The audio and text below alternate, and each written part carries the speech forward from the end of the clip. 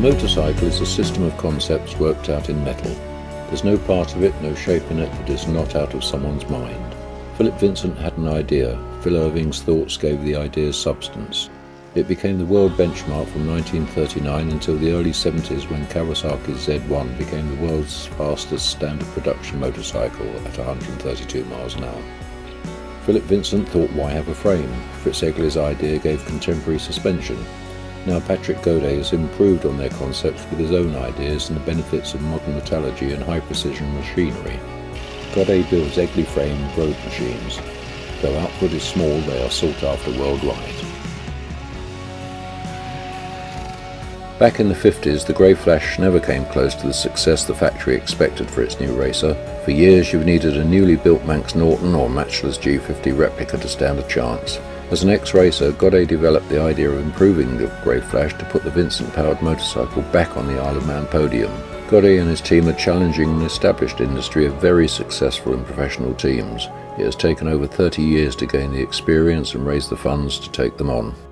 After achieving continental wins, Patrick Godet and Bruno Leroy arrived at Brands to meet new team member Alex Sinclair and give him his first ride on a Vincent. No stranger to classic racing on British singles, with 39 wins, 61 podiums and 8 lap records, it's not surprising Classic Racer magazine has just featured him as one of the young riders to watch out for. 3 problem-free, fast 40-minute practice sessions, and it's clear the Godet Egli Vincent compares well to the Goldies. Later that year, Godet got the answer to the question that keeps him awake at night. Will it keep up with the best camis in Europe? His Egli Vincent was one of the 3 fastest machines of the weekend. Although the cream of the camis was not there, a Royal Enfield team, which is usually on a par with them, was, so there was a standard for comparison.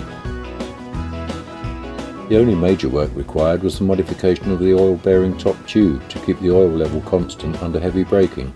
Godet has refined and developed to a remarkable level the racer produced by Fritz Egli in the 60s and 70s. The collaboration of English, Australian, Swiss and French engineering perfectly combined by Godet to enable a pushrod single to compete with an overhead cam Norton.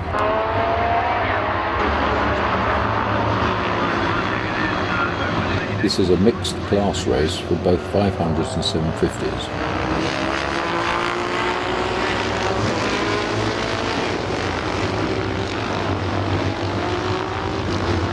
In the previous race, Sinclair beat Steve Lindsall's 750 Enfield, piloted by his son Ollie.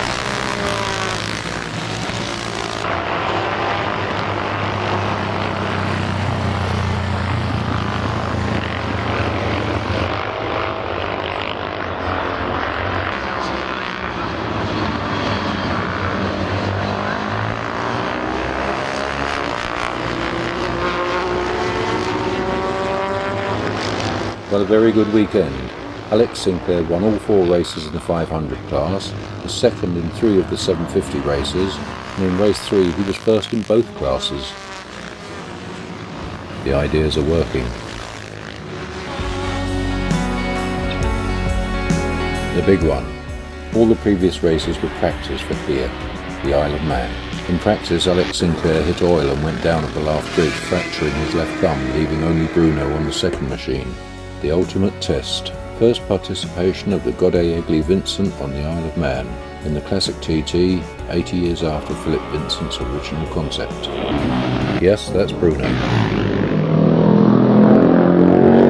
Despite starting 40th, he overtook 26 machines, becoming 11th overall and second as a privateer. First was Ian Lowther, second Daniel Cooper and third Bruce Anstey.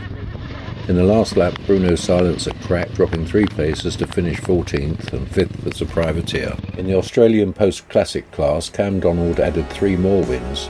In less than 6 months, the machines have proved both reliable and competitive. Godet has confirmed participation in the 2015 Manx, welcoming Horst Seeger as a member of the team. The machine was wheeled out in March last year. It is such a young machine, it has not even completed 2 seasons. At the moment we are leading the CRMC Championship, so we can only be happy. Very soon, in August 2015, we will see if Godet's ideas and work with the Egli Vincent can add yet another chapter to the continuing Vincent story.